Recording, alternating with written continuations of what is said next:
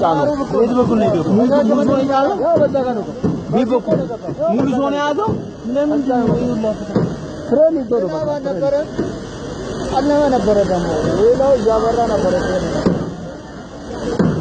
ያው አጥቶ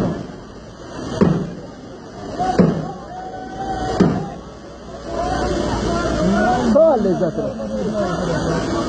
ወይኔ ወይኔ ወይኔ ወይኔ ወይኔ ወይኔ ወይኔ ወይኔ በና አሁን ምንም እኮ አይታይም እግዚአብሔር እንደዚህ ምንም በቃ ሰው ይወጣ ይደም ወይኔ ነው አሚሽ